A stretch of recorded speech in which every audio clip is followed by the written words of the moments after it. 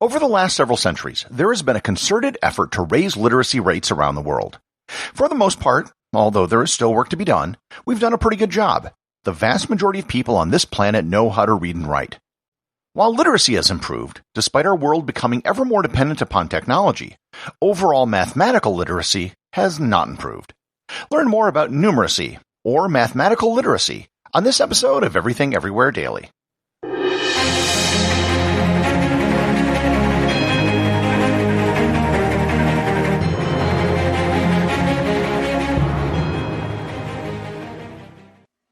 This episode is brought to you by DirecTV Stream.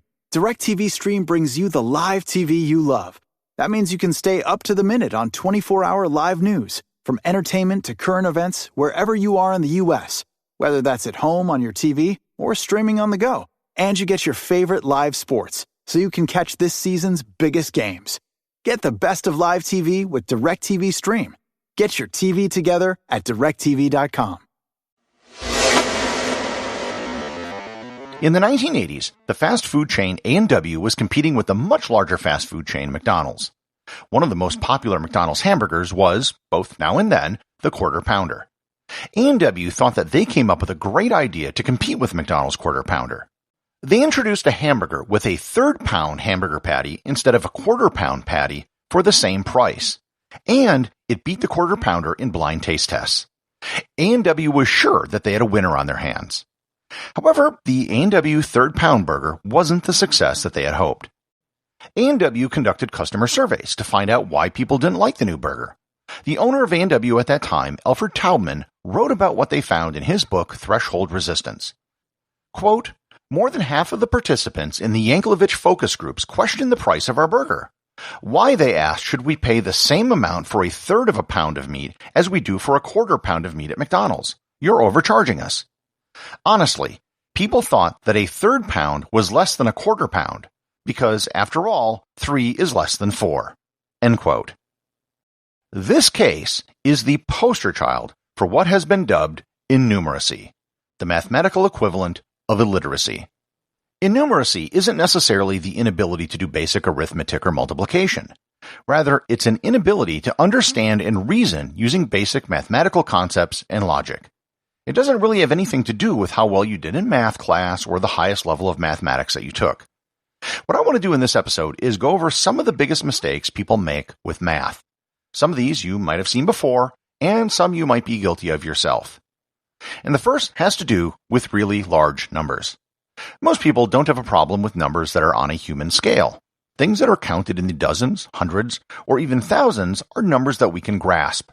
Most of us can intuitively understand the difference between $1,000 and $10,000. However, there are many things in science or economics where we encounter numbers in the billions, trillions, or even greater.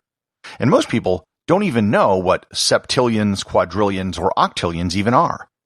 Numbers at this scale are difficult for people to grasp intuitively. One helpful way to grasp this scale is to think about how long a million, billion, and trillion seconds are. 1 million seconds will pass in 12 days. 1 billion seconds will pass in 32 years. And 1 trillion seconds will take 31,688 years. Scientists and mathematicians have developed an easy way to express these numbers using what's known as scientific notation. Scientific notation is based on 10 raised to the power of something. The number that it's raised to, aka the exponent, is just the number of zeros. For example, a million is 10 to the 6th, as 1 million has 6 zeros. A billion is 10 to the 9th. If you wanted to express the number of humans on Earth, it would be 8 times 10 to the 9th, or 8 times a billion, or 8 billion.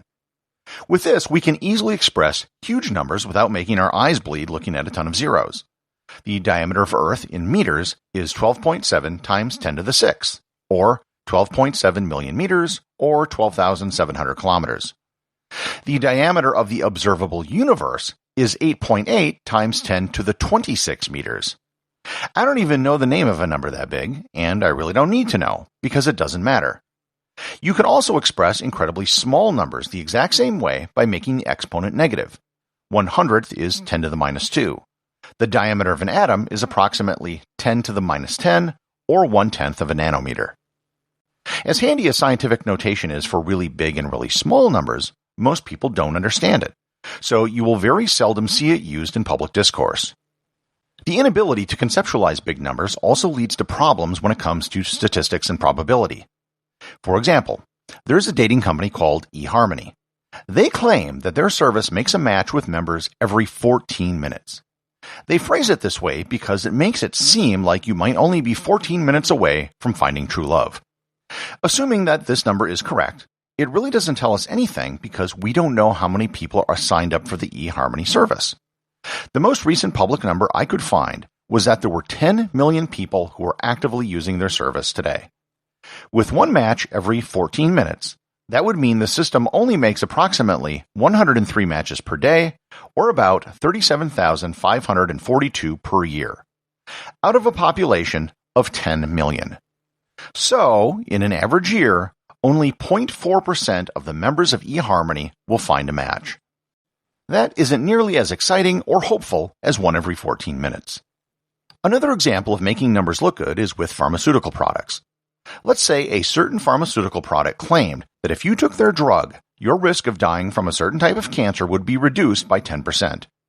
10% isn't something to sneeze at, so that sounds like a pretty good thing. However, those numbers cited will almost always cite relative risk, not absolute risk. That 10% reduction doesn't tell you the absolute risk before the drug was taken. If the odds of dying from a particular cancer is 1 in 100,000, then even assuming the data on the drug is correct, the odds would now be 1 in 110,000. The odds have gone from minuscule to still pretty minuscule. Almost all pharmaceutical efficacy percentages are reported as relative risks, but they never say that explicitly because most people will think that it's really absolute risk. Speaking of odds, I'd like to propose a hypothetical game. In this game, we will flip a coin. If the coin comes up heads, you give me $1. And if the coin comes up tails, I'll give you 98 cents. Given the way I just proposed the game, you would probably be smart if you declined to play. You are clearly going to lose in the long run. Yet, that game I just proposed is basically every game at a casino, except they usually pay much less than 98 cents. The cards, the dice, and the spinning wheels are all designed to obfuscate the fact that the house has an edge. The more you play, the greater the odds are that the house will come out ahead. Casinos will feed this irrationality when they can. For example, many roulette tables will have a digital display showing what the last several numbers and colors to come up were. They make no claims regarding what this information means, but it's really encouraging what is known as the gambler's fallacy. If you see that red has come up 5 times in a row, then surely you must say, black is now due. In reality, it doesn't matter what happened in the past. If red comes up 5 times in a row, then the odds of it coming up again are exactly the same as if black had come up 5 times in a row previously. Odds and probability come up in a lot more situations than just casinos. Let's suppose that the weather forecast for the weekend calls for a 50% chance of rain on Saturday and a 50% chance of rain on Sunday. What are the odds that it will rain at some point over the weekend? Now, if you're really innumerate, you would say that the odds are 100%, because 50% plus 50% equals 100%. But this is obviously wrong. If each day were independent of each other, the odds of it raining on either of the 2 days would be 75%. That would be the odds of getting at least one head to come up on 2 consecutive coin flips. However, the real answer is, we don't know. And the reason we don't know is that the weather isn't like a coin flip. The odds of rain on 2 consecutive days are not independent of each other. One storm cloud might pass over near midnight on Sunday morning, in which case the forecast could be for the same event split into 2 days. Or it could be 2 separate events separated by almost 48 hours. Another area where people are confused by probability is elections. Let's say there are 2 candidates. Candidate A is polling at 52%, and candidate B is polling at 48%. Many people think that because the polling results are published in percentages, they are the same as the odds of winning. And they're not. If the polling is consistent and there's little variance, someone polling at 52% might just have an 80 to 90% chance of winning. Also, when political polling is conducted, it is always given with a margin of error. Most people ignore the margin of error and take the number at face value. However, the errors are there for a reason. If there's a 3% margin of error and two candidates are within 3% of each other, then it's basically a statistical dead heat. Risk assessment is also an area where people don't think mathematically. People tend to inflate the risk of dramatic low probability events which appear on the news and underestimate the risks of more probable yet commonplace events. A good example of this is the risk assessment people have with terrorism. Thousands, if not millions of people have canceled or changed their travel plans because of the threat of terrorism. Yet, the odds of being a victim of a terrorist attack while traveling are extremely low and are dwarfed by many other things.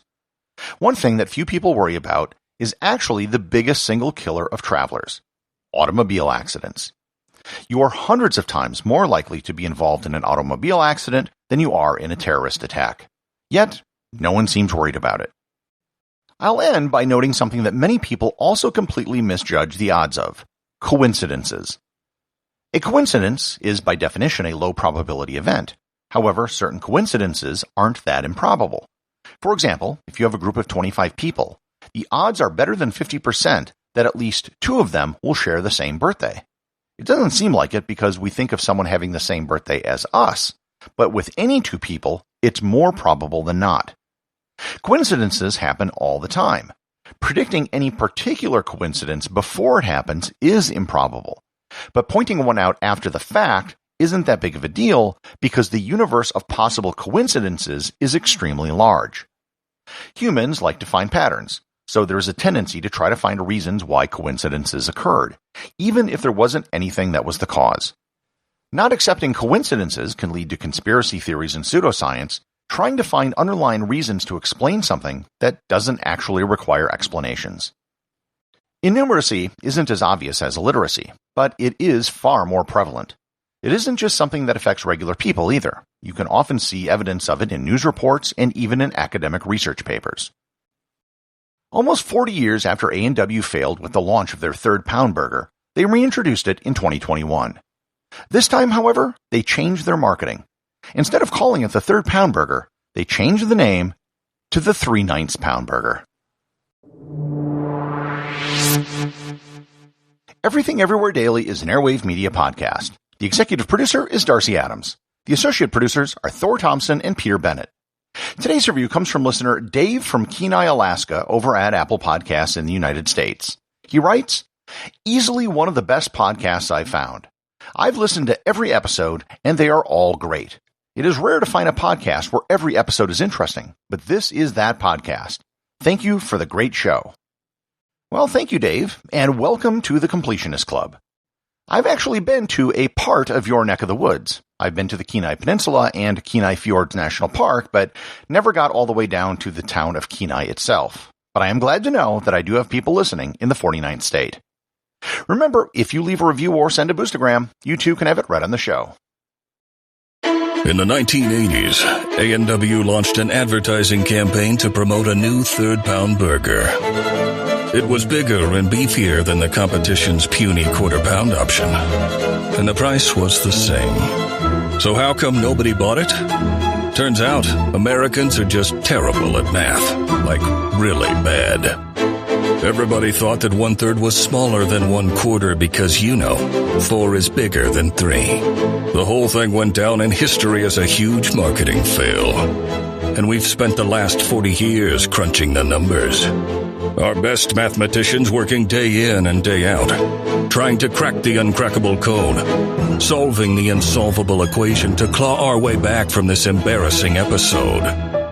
And we've done it. Introducing the A&W 3/9 burger. It's bigger. Genius.